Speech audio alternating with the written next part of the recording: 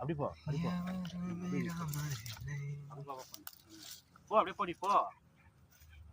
Loose மட்டும் விடாத, இழுத்து பண்ணு.